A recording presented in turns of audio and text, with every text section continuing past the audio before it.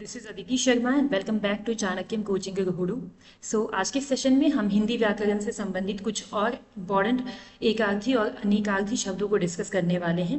इससे पहले हम 50 क्वेश्चंस डिस्कस कर चुके हैं और आज भी हम 40 प्लस क्वेश्चंस को देखने वाले हैं जो कि आपके बहुत इंपॉर्टेंट रहने वाले हैं किसी भी एग्जामिनेशन पॉइंट ऑफ व्यू से। चलिए स्टार्ट करते हैं आज के इस सेशन का फर्स्ट क्वेश्चन। एंड क्वेश्चन में आगे बढ़ने से पहले सबसे पहले तो आप सभी को बता दूं कि वीडियो पसंद आ रही हो तो वीडियो को लाइक कीजिएगा, चैनल को सब्सक्राइब कीजिएगा और अपने फ्रेंड्स के साथ शेयर करना मत भूलिएगा। चलिए आज के सेशन का first question and question number 51 है। भारतीय की बुरी दशा देखकर गांधी जी का मन द्रवित हो गया। रेखांकित वाक्यांश के लिए एक शब्द दे। यानी कि जो बुरी दशा लिखा गया है उसके लिए एक शब्द आपने चुनना है। तो ये जो बुरी दशा है इसके लिए क्या कहा जा सकता है, हम कह सकते हैं दुर्दशा। ठीक है, ऑप्शन नंबर सी आपके पास में यहाँ सही आएगा कि भारतीयों की दुर्दशा देखकर गांधी जी का मन द्रवित हो गया। तो option number C will be the right answer. अगला क्वेश्चन है हमारा, दोपहर के समय शालू आराम कर रही थी। रेखांकित वाक्यांश के लिए एक शब्द दे। पूर्वाह्न, मध्याह्न या फिर कालीगृह या फिर अपराह्न। देखिएगा दोपहर का समय, इसके लिए आपके पास में जो सही वर्ड है वो है आपका मध्याह्न। ठीक है, ऑप्शन नंबर बी आपके पास में सही आएगा। ठीक है जी, चलिए अगला क्वेश्चन है आपका, वैभव को उस विद्यालय में इम्तिहान लेने वाला बनकर जाना है। रेखांकित वाक्यांश के लिए एक शब्द दें। यानी कि इम्तिहान लेने वाला क्या होता है, विशेषज्ञ होता है, परीक्षक होता है, अध्यापक होता है या फिर समन्वयक होता है। क्वेश्चन नंबर 53 में ऑप्शन नंबर बी आपका सही होगा, परीक्षक। ठीक है, ऑप्शन नंबर बी, यानी कि इम्तिहान लेने वाले को कहा जाता है परीक्षक। चलिए अगला क्वेश्चन है, ममता कम बोलती है। रेखांकित वाक्यांश के लिए एक शब्द दे। समभाषी, मृतभाषी, मितभाषी या फिर मृदुभाषी। अब देखिए कम बोलने वाले को क्या कहा जाता है, कम बोलने वाले को कहा जाता है मितभाषी। मित का मतलब होता है कम। ठीक है, कम बोलने वाला मितभाषी कहलाता है। चलिए अगला क्वेश्चन है, विवेक ने श्रेष्ठ कुल में जन्म लिया है। रेखांकित वाक्यांश के लिए एक शब्द दे। यानी कि आपका जो श्रेष्ठ कुल में जन्म लेने वाला उसे क्या कहा जाता है, कुलीन कहा जाता है, समकालीन कहा जाता है, कुल श्रेष्ठ कहा जाता है या फिर कुलभूषण कहा जाता है। क्वेश्चन नंबर 55 में ऑप्शन नंबर ए कुलीन आपके पास में सही आंसर होने वाला है। Option number A will be the right answer in this particular 55 question. चलिए अगला क्वेश्चन है, अनुपम बहुत ध्यान से पुस्तक पढ़ रहा था। रेखांकित वाक्यांश के लिए एक शब्द दें। बहुत ध्यान से, धैर्य से, सरलता से, तन्मयता से या फिर धीरज से। ऑप्शन नंबर क्वेश्चन नंबर 56 में ऑप्शन नंबर सी तन्मयता आपके पास में सही आंसर होगा कि तन्मयता के साथ वो पुस्तक पढ़ रहा था, यानी कि बहुत ध्यान से पुस्तक पढ़ रहा था। चलिए अगला क्वेश्चन है क्वेश्चन नंबर 57, जो ममतत्व में रहित हो उसे क्या कहा जाता है, निरामय, निर्मोही, निर्मम या फिर निष्ठुर। ठीक है, क्वेश्चन नंबर 57 में ऑप्शन नंबर सी निर्मम आपका सही आंसर होगा, यानी कि जो ममतत्व से रहित हो, जिसमें ममता ना हो, निर्मम कहलाता है। ठीक है जी, चलिए अगला क्वेश्चन है क्वेश्चन नंबर 58, जो किसी का हित चाहता हो। हितकारी होता है, अहितकारी होता है, हितैषी होता है या फिर हितभाषी होता है। क्वेश्चन नंबर 58 में ऑप्शन नंबर सी हितैषी, यानी कि किसी का हित चाहने वाला हितैषी कहलाता है। ठीक है जी, चलिए अगला क्वेश्चन है, जानने की इच्छा रखने वाला विज्ञ क्या कहलाता है, जिज्ञासु कहलाता है, ज्ञानी कहलाता है या फिर ऋषि कहलाता है। क्वेश्चन नंबर 59 में ऑप्शन नंबर बी जिज्ञासु आपका सही आंसर होगा, यानी कि जिज्ञासु होता है वो व्यक्ति जो जानने की इच्छा रखता हो। ठीक है जी, किसी भी चीज को जानने की इच्छा रखता हो। चलिए अगला क्वेश्चन है, पलकों को गिराए बगैर। पलकों को गिराए बगैर इसके लिए क्या कहा जाएगा, अपलक कहा जाएगा, उन्मिलित कहा जाएगा, निमिलित कहा जाएगा या निर्निमेष कहा जाएगा, निर्निमेष कहा जाएगा। क्वेश्चन नंबर 60 में ऑप्शन नंबर डी निर्निमेष आपके पास में यहाँ पे सही आंसर होने वाला है। ठीक है, चलिए अगला क्वेश्चन है, जो सदा दूसरों पर संदेह करता है क्या कहलाता है, झगड़ालू कहलाता है, दयालु कहलाता है, ईर्ष्यालु कहलाता है या फिर शंकालु कहलाता है। क्वेश्चन नंबर 61 में ऑप्शन नंबर डी, क्योंकि शंका करना, संदेह करना का मतलब होता है शंका करना, तो इसका मतलब शंकालु होता है वो व्यक्ति जो कि दूसरों पे सदा संदेह या फिर शंका करता रहता है। ठीक है, ऑप्शन नंबर डी आपका यहाँ पे सही आंसर होगा। चलिए अगला क्वेश्चन है क्वेश्चन नंबर 62, किसी विषय की पूरी छानबीन करना क्या कहलाता है, विवेचन कहलाता है, विश्लेषण कहलाता है, मीमांसा कहलाता है या फिर समीक्षा कहलाता है। क्वेश्चन नंबर 62 में ऑप्शन नंबर ए आपका सही होने वाला है, विवेचन करना किसी भी चीज का। ठीक है जी, ऑप्शन नंबर ए आपका यहाँ पे सही होगा। चलिए अगला क्वेश्चन है, अंतेवासी का अर्थ है, अन्य स्थान पर रहने वाला, अंत तक रहने वाला, गुरु के समीप रहने वाला शिष्य, किसी विद्या को अंत तक पढ़ने वाला। तो हम कह सकते हैं अंतेवासी। क्वेश्चन नंबर 63 में ऑप्शन नंबर सी आपका सही आंसर होगा। गुरु के समीप रहने वाला शिष्य अंतेवासी कहलाता है। Question number 63 option number C will be the right answer. अगला क्वेश्चन है मोक्ष की इच्छा रखने वाला, मोक्ष की इच्छा करने वाला कौन होता है? जिज्ञासु होता है, योगी होता है, आस्तिक होता है या फिर मुमुक्षु होता है?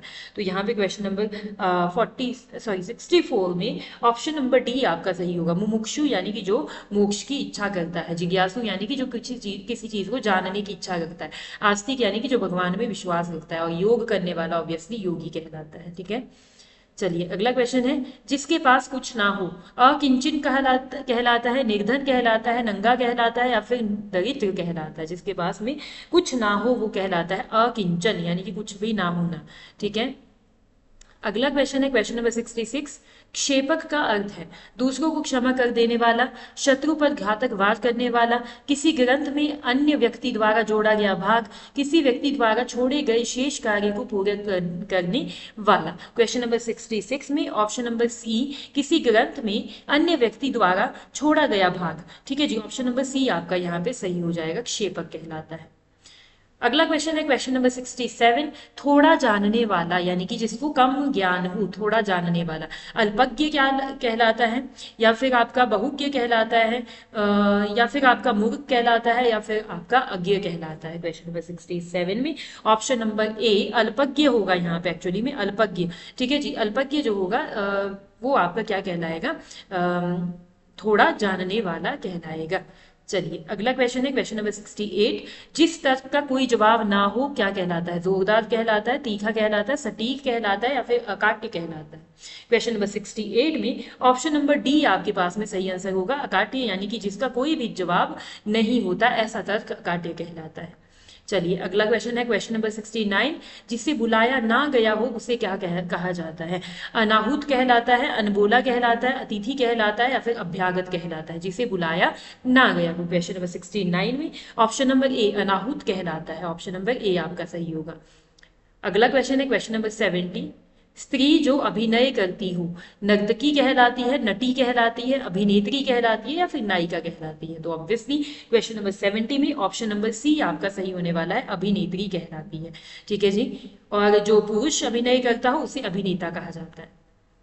चलिए अगला क्वेश्चन है क्वेश्चन नंबर 71। आशा से बहुत अधिक क्या होता है? आशातीत होता है, आशावान होता है, अप्रत्याशित होता है या फिर प्रत्याशित होता है? क्वेश्चन नंबर 71 में ऑप्शन नंबर ए आशातीत आपके पास में सही आंसर होगा, आशा से बहुत अधिक। चलिए अगला क्वेश्चन है क्वेश्चन नंबर 72। जिसकी आशा ना की गई हो क्या कहलाता है? निराशा कहलाता है, अचानक कहलाता है, अप्रत्याशित कहलाता है या फिर गलत कहलाता है? क्वेश्चन नंबर 72 में option number C will be the right answer, अप्रत्याशित, यानी कि जिसकी हम आशा नहीं करते, अप्रत्याशित होता है। ठीक है, तो अगला क्वेश्चन हमारे पास में क्वेश्चन नंबर 73 है।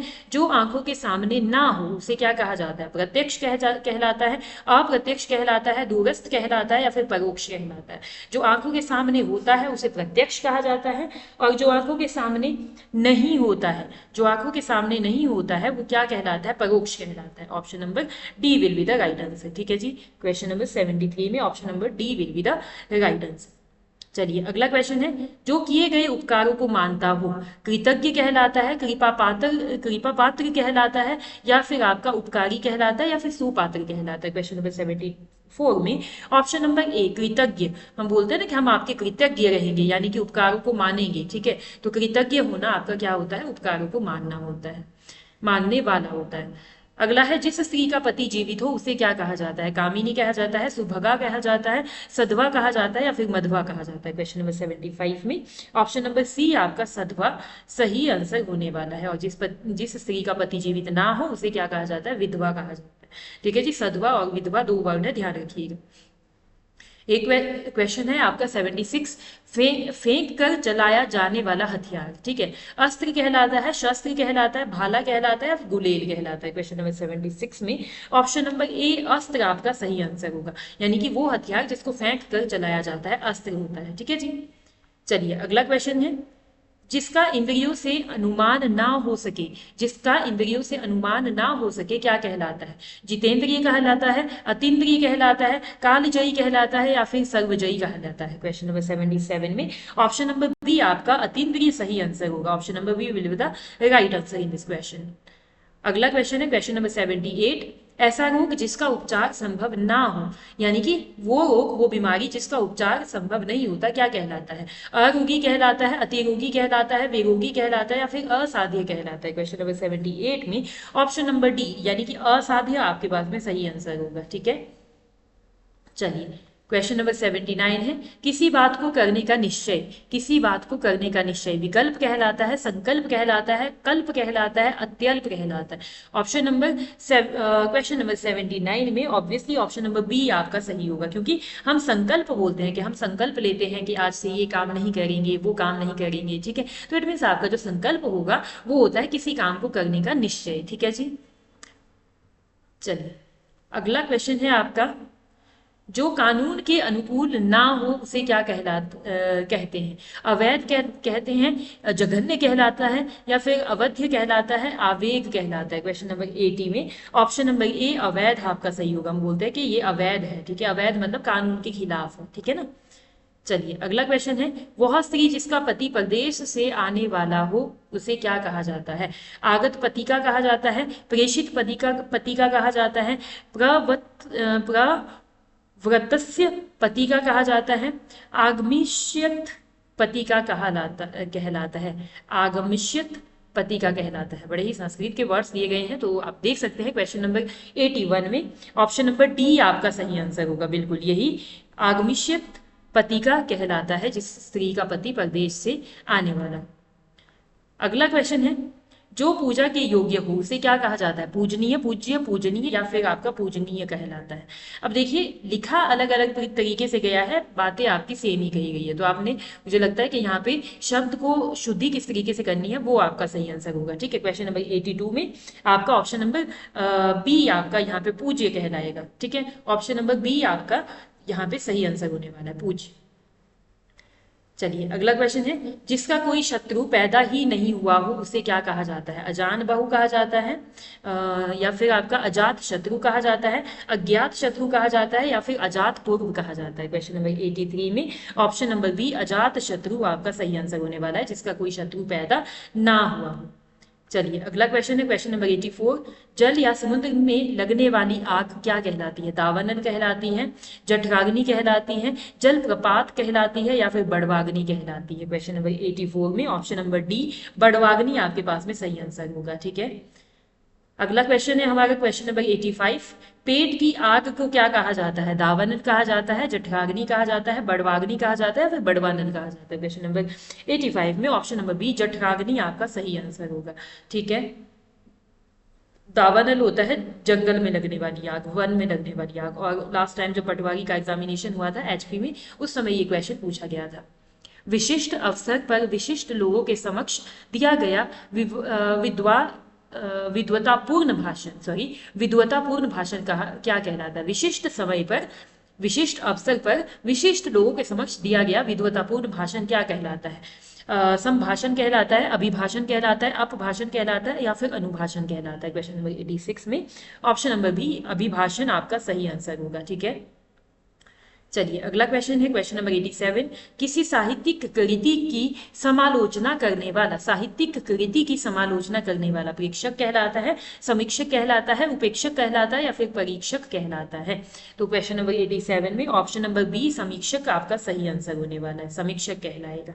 ठीक है जी, अगला क्वेश्चन है क्वेश्चन नंबर 88। किसी के पास रखी दूसरे की वस्तु क्या कहलाती है? परवर्ती कहलाती है, बपौती कहलाती है, धाती कहलाती है, या फिर वर्तिका कहलाती है? क्वेश्चन नंबर 88 में ऑप्शन नंबर सी थाती आपका सही आंसर होगा।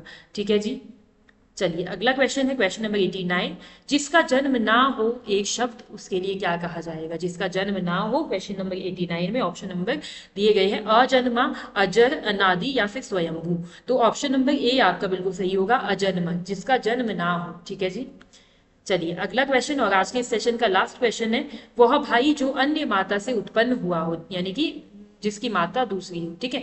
तो सहोदय कहलाता है, औरस कहलाता है, अन्योदर कहलाता है या फिर दूरस्थ कहलाता है। क्वेश्चन नंबर 90 में अन्योदय अन्योदर आपका सही आंसर होगा, ठीक है, यानी कि किसी दूसरे के उदर से पैदा होने वाला, ठीक है जी। तो यहाँ पे ऑप्शन नंबर सी आपका सही आंसर होगा। तो ये थे आज के सेशन के 40 क्वेश्चन, जिसमें कि हमने कई सारे एकार्थी अनेकार्थी शब्दों को देखा है। उम्मीद करती हूँ कि आपको वीडियो अच्छी लगी होगी। वीडियो पसंद आए तो वीडियो को लाइक कीजिएगा, चैनल को सब्सक्राइब कीजिएगा और अपने फ्रेंड्स के साथ शेयर करना मत भूलिएगा। बहुत बहुत धन्यवाद।